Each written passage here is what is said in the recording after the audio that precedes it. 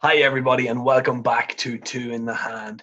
Now we are taking a little bit of a detour from your regularly scheduled programming. We did guarantee you a 20-minute epic vlog this week, but it's not happening.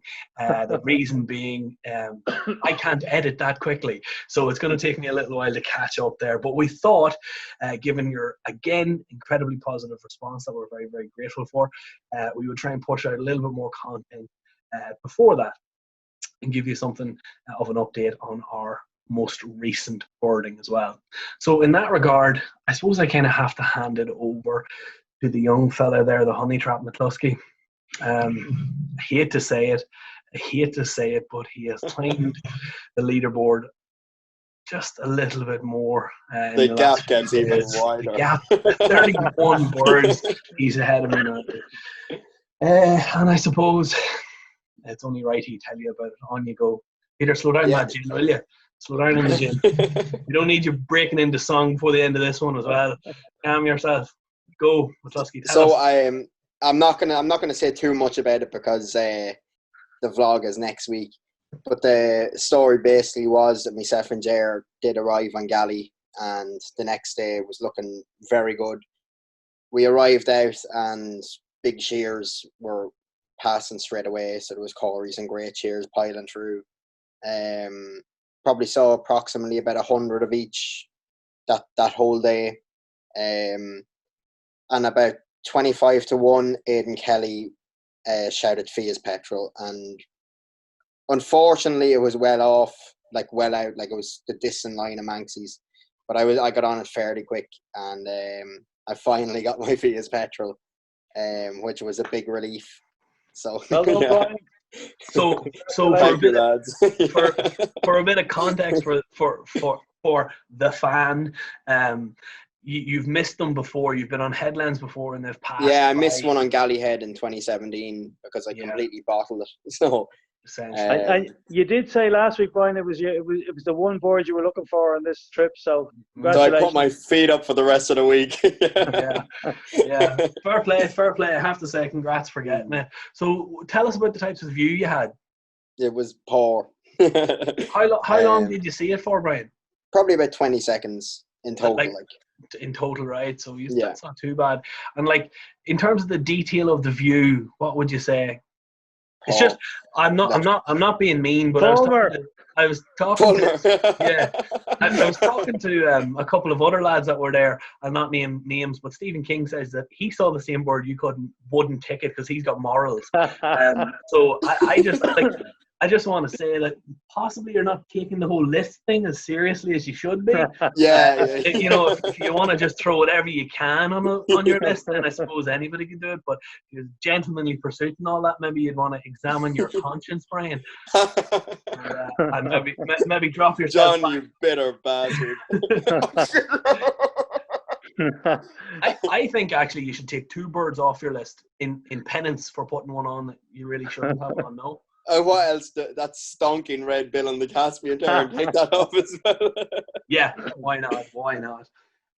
But Brian got his long sought after Fia's petrol, and as I'm sure you can tell, I'm not bitter in the slightest. Well done, buddy. Fair play. What was the weather like, Brian?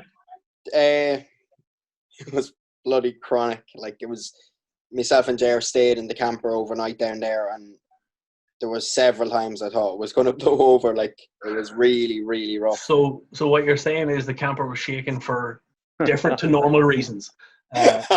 Right. Okay. Fair enough. We get you there. Yeah. No.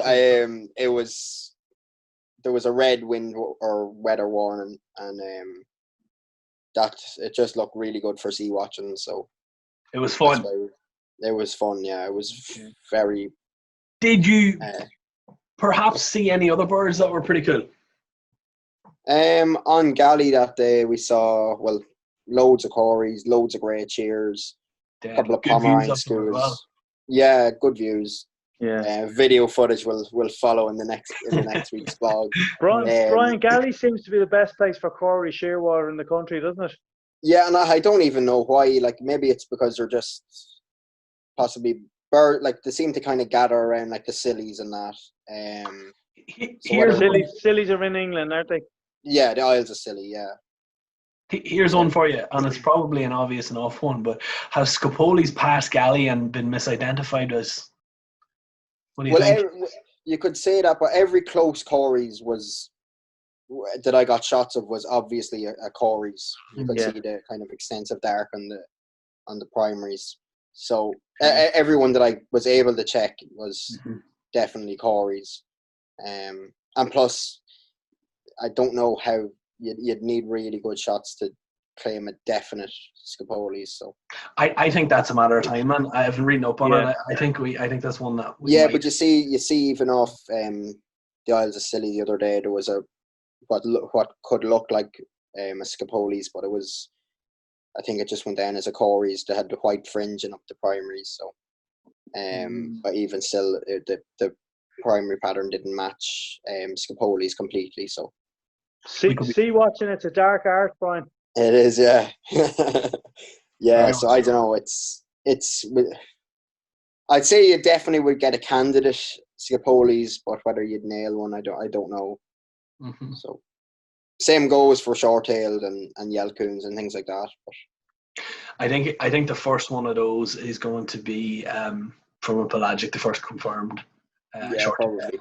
Did anybody else see this? But Paul had a face today. Saw that. I saw that. Yeah. That's with absolutely crippling shots. He had amazing ones. Yeah. I'd actually been talking to him the day before yesterday, and he was saying, "Wish me luck. I'm heading out." And I said, "Best luck. Let me know how you get on." He goes, "He just said it was a good enough day, John." Then the photo of the face, I was like, "Okay, fair play. Congrats, that's fantastic." Yeah. And no doubting from the photos, Faye's and not Zeno's. You could see the big. Yeah, but it could possibly feel on it. The underwing pattern could possibly match the Desertus more than. I don't even want to talk about that. The bill wasn't as thick as you'd expect on a male Desertus. So maybe it was I don't know. Maybe it was a female Desertus, but that'd never be confirmed. They can't be distinguished in the field, can they? No, Brian? But you can get some individuals can. Yeah. Some individuals are but really good. I don't think that one. Yeah, I don't think that one would have. That would be a first for Britain and Ireland if it was identified as Desertus. So you'd want more than. They probably are all Desertus petrels, but whether that'll ever be confirmed. And that's for context, lads. That's Paul Connaughton of Shearwater Tours. He's your best pelagic birding trip in the country. Wilson's petrel. That's where to go. Yeah. Too right. I remember I took my first ever pelagic with Paul, and it was fantastic day. I think I got 10 ticks. I'd never seen the sea essentially at that point, but I still got 10 ticks in the day. Got great views of things like great shear, long-tailed skua, Sabine's gull. Fantastic. Wilson's. We had a high count of the guts of 60 Wilson's petrel within 7 or 8 feet of the boat at one point. It was fantastic.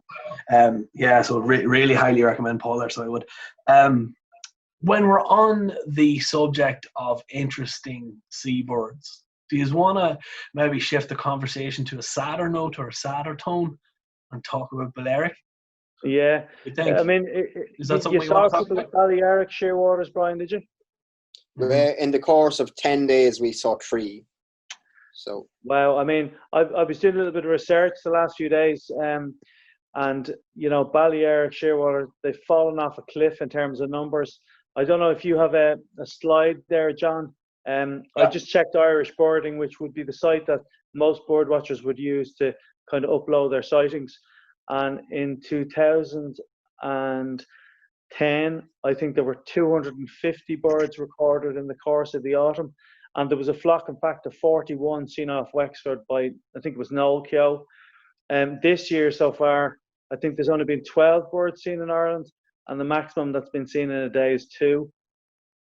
Now, they're predicted to go extinct within 40 years, apparently.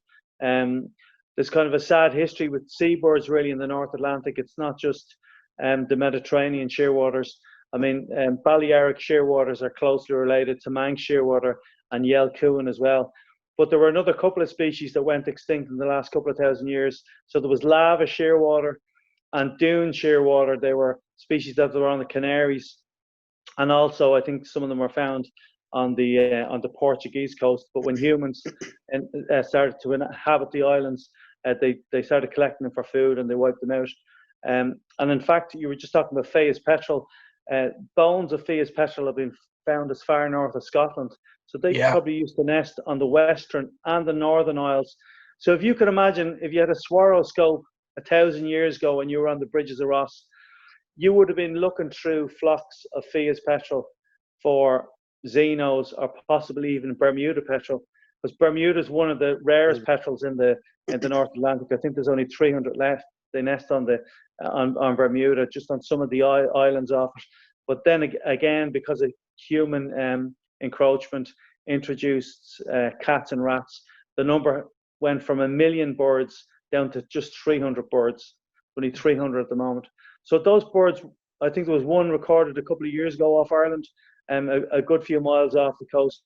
So they probably would have been scarce or rare migrants off the bridges of Ross like only a few hundred years ago. But now, like, they're megas, almost extinct. Mm-hmm.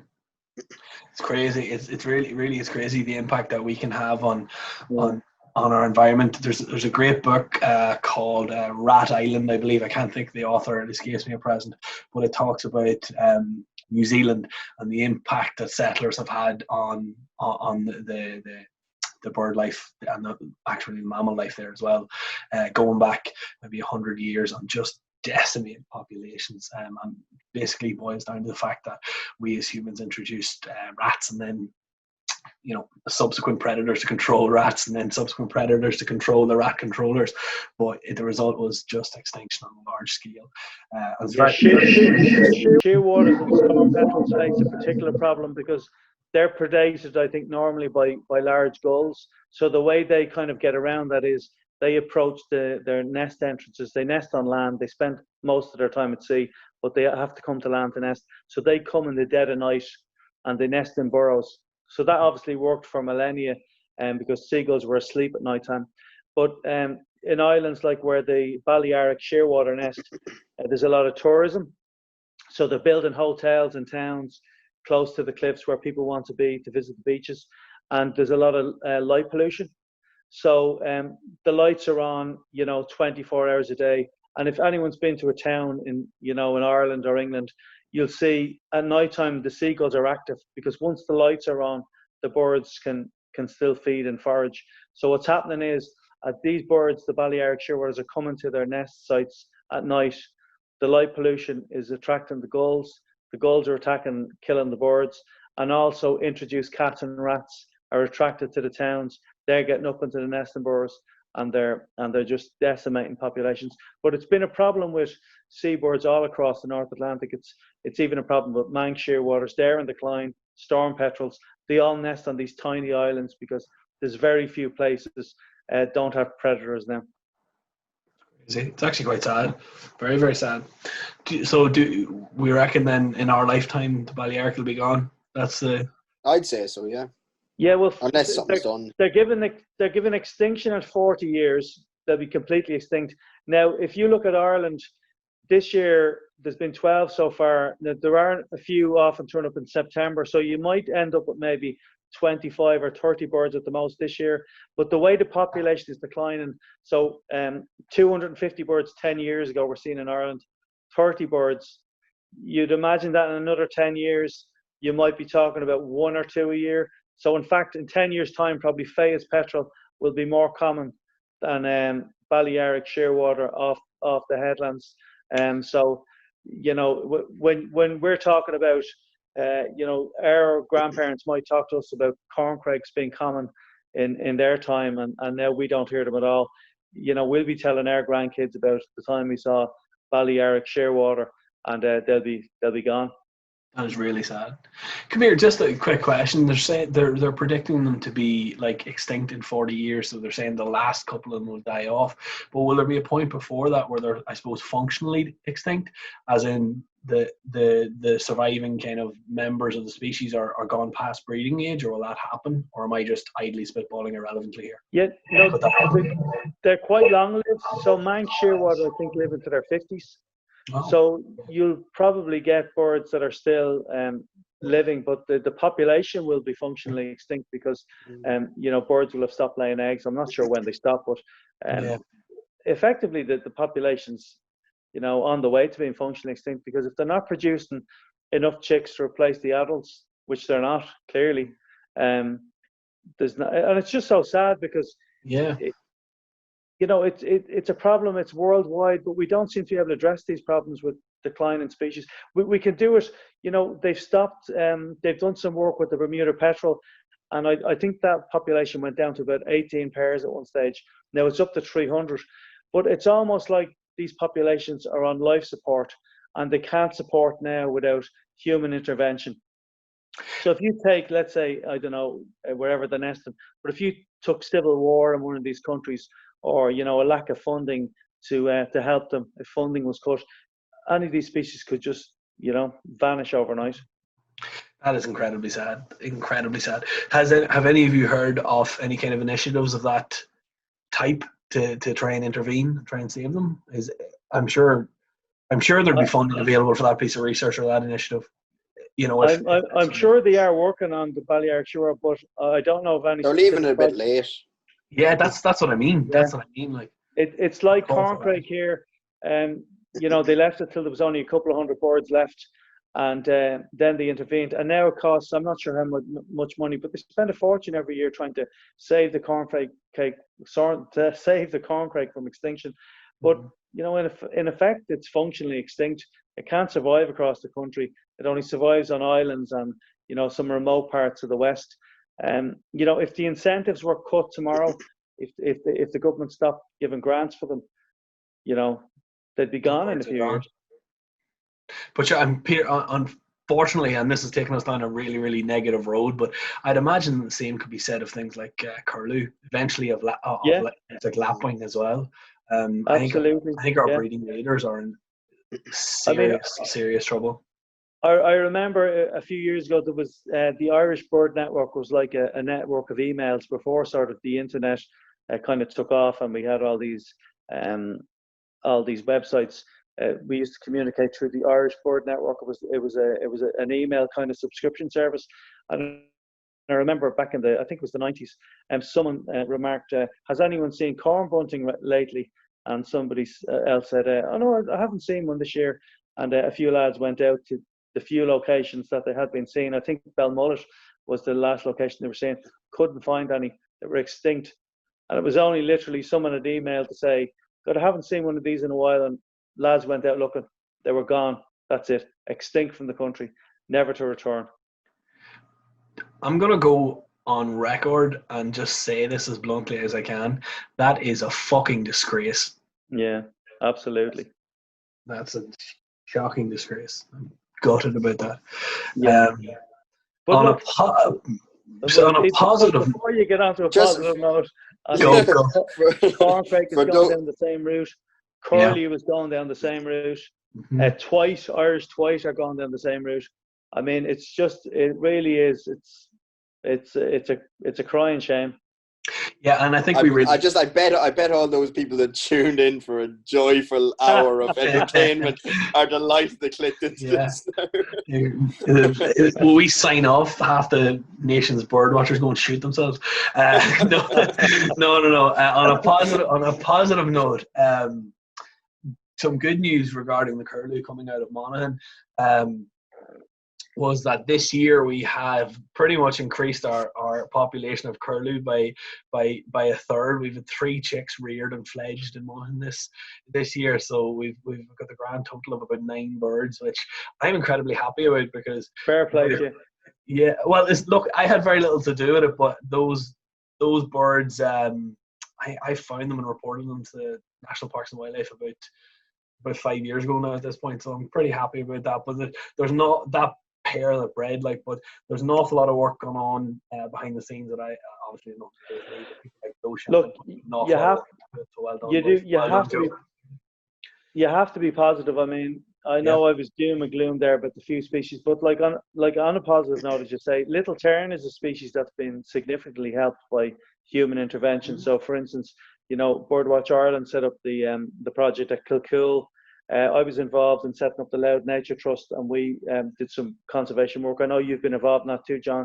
Then at Baltray, recently, I think the North Dublin branch have been involved in Portrane, and I think this year there was over 300 chicks reared from the 3 colonies. So we can make a difference when we do try, but it's an uphill road. One man actually that I think deserves he's the only man I really know involved with it. He's one of our friends, Jer. You'll have seen him in the videos.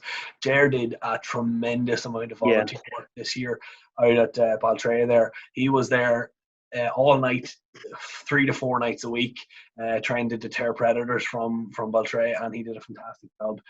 So I don't think in private I haven't commended him for it, but I will in public. Well done, Jer. It's a good effort, mate. Well done. Western Pal News. Okay, folks, so as we said, thank you very much for sitting through that little bit of sad news we had for you. What we're going to talk about now is the current affairs, or as Peter says, the Western Pal News. Wait, Peter, the mic mightn't have picked that up. Go again. Once more. Western Pal News. There we go. So yeah, that's what we're going to be talking about. We're going to talk about the kind of rarities that have turned up in Ireland and in the Western Palearctic. We'll do Ireland first, lads, will you? Because there's been some significant birds over the last week or two that we haven't mentioned on the podcast. The first one that I think is you cannot start a section like this without mentioning Bulwer's petrel. That was seen off Kerry last week on a Sea Watch. I mean, that's a fantastic record. How many of them have been seen, Brian, in the country? One off. The only Irish record was off Galley Head, which Paul Moore found, and Dennis O'Sullivan and Alec Jeffries saw too. It's that's funny. the only accepted record. Yeah, it's funny because there had been one previously accepted, I think, off Cape.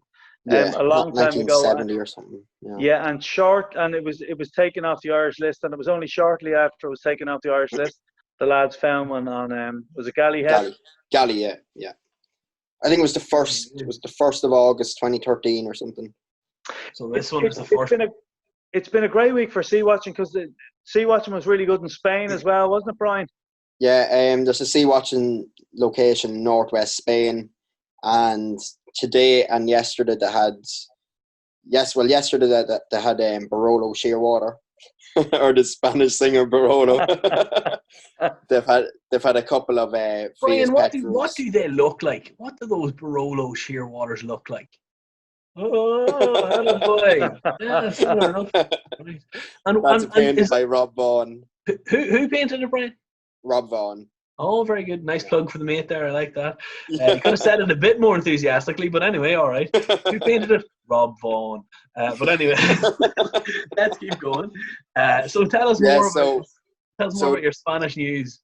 Yeah, so what would be proper rarities in Ireland in Fia's petrel and Barolo Shearwater. Mm-hmm. They were well down the ladder compared to what else they got. So they had yellow-nosed albatross, the first Western Palearctic great-winged petrel, and they also had 2 South Polar skuas, which is unbelievable in one day. So, which would probably be the second and third record for Ireland, anyway, wouldn't it? If the South Polar skuas, there's only ever been one accepted, and that's even in Irish waters. I think that's going to be an at-sea record. Yeah, so. That's out of Irish waters. Yeah. That's like, to put it, like, to put it in context for some of the people who don't do too much sea watching, we've never had really a from land record of South Polar Skua, so that's a mega rare bird. They had two of them in one day, and the yellow-nosed albatross, and they had something else, Brian, if I'm not mistaken. Yeah, great winged petrel, Great winged which petrel. is a pterodroma. Yeah. Yeah, how do you spell that? PTA. Hey, that's the way. PTA Roma. I must say, I that's the first I'm hearing of a great winged petrel. I didn't know what it was even. Yeah, I think it shows you. It shows you too, like with seabirds. Like I think as someone pointed out in our comments last week, anything really is possible when it comes to seabirds. You know, if short-tailed shearwater can turn up an Australian species, then more or less anything can turn up. I would agree. I'm going to go out on a limb here, folks. But out of all those birds, the one that I would like to see would be the albatross, and that's true of any seabird. The birds that I want to see an albatross. Those are just absolutely fantastic. When you're talking about especially, you'd wonder, there was a yellow-nosed albatross off Portugal recently, so you'd wonder, is that the same one? Crazy. In terms of an Irish context, you're talking albatross. You're talking about black-browed. There have been but yellow nose has turned up in Britain as well. That's right. Okay. And was it Sweden? It was a bit controversial, I think, as far as I can remember. It was taken into care, and it was nursed back to health, and then it was released secretly from some headland. And there was a lot of twitchers who didn't get an opportunity to see it, would have liked to see it. Yeah, that's gutting. That'll be gutting. But yeah, I tell you, I think I might have the country wrong. I think then the same bird was seen off Sweden then. So I think that was somewhere 2007 now. It's certainly a possibility from the bridges or from Cape. Oh, definitely, yeah. From Galley Head. Yeah. Imagine seeing an albatross in Sea Watch, lads. Would not be just fantastic. There's only been like 4 or 5 records, I believe, of black-browed in Ireland, wouldn't there be? No, I think it's well into double figures now. Is it? Yeah, it is definitely, yeah. It's not too bad. And then the only other species that has been reported here would be wandering. I believe there's a report of from a year. There was a report of France, wasn't it? I think is there an accepted record from France? I think of wandering.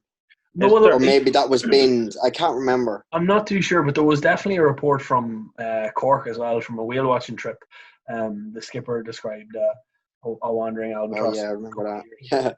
Yeah. So you never know. I don't think that made it on the official list, John. No. Possibly not.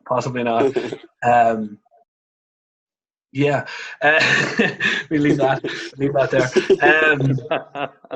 We get in an awful lot of trouble when we start talking about records odds. We created quite a bit of a kerfuffle last week, folks, by bringing up short-tailed shearwater, and somebody in the podcast said the word poo-pooed. I didn't say it, and I don't remember saying it, but the controversy that it caused was unbelievable. We had to go on record and say that we feel the record in question should be re-examined by the IRBC. So, please, we want to stay out of this political realm. Okay, we don't want. I did the poo-pooing. You did the poo-pooing. So in between serenading us, you were poo-pooing. Fantastic. So that's pretty much. No, it's not. There was a Shrike record as well, Brian, in the Western. Oh yeah. Turkmenistan. A young lad, Dante Shepherd, found a Turkestan Shrike on North Ron, which is an island off Scotland. Which is the second ever since that species has been split, I believe, is it? I think it was the second since it's been split by the IOC, yeah. Very good. Is he working up there, Brian? I think he's up there for a month or a couple of months anyway. He's there for the entire autumn, I think. So. He's working on the observatory, is he? Yeah, as far as I know, yeah. That's not the first thing Dante found. No, I think he did that last year as well, yeah. Yeah, he's seeing good birds. Yeah, that found good birds, yeah. Very much so. So in terms of Western PAL news, I believe that's kind of the big hitters covered. Bringing it back to an Irish context, the Yanks have started to arrive. So we've had 2 or 3 buff-breasted sandpipers throughout the country, mostly in Tecumseh, I believe. We've had lesser yellowlegs, which is another American wader as well, show up. And then we've had some cool things like common rose. Hex sand past the bridges. Yeah. Pectoral sandpiper, that's right. Another American bird. Yeah. And I think not an American bird, but the other kind of rarity that was found was common rosefinch and great saltee. Yeah, that's right. Common rosefinch, yeah. Anything else, guys? Am I missing anything? Salty. No, there's been a few pied flycatchers which will be common in Europe, but this far west in Europe, they're a good sign of migration. I think once birds like common rosefinch and yellow wagtail start turning up in Ireland, it's time to turn your thoughts towards the headlands and looking for rare passerines. Yeah, because I think Britain has had greenish warblers, and I think they had a booted warbler today and things like that. So Fantastic. It's the perfect time of year for those kind of species. Mm-hmm. And just when Peter's mentioning talking about headlands and stuff like that, I'm maybe getting a little bit ahead of myself here, but that'll be our next big vlog. It'll be the three of us making a headland in the coming week or two. That's what I like. I much prefer that to sea watching. Brian, let's get our first vlog done first. We'll not get ahead of ourselves. But I think that's what number 2 or number 3 will be. That's in for 3 weeks.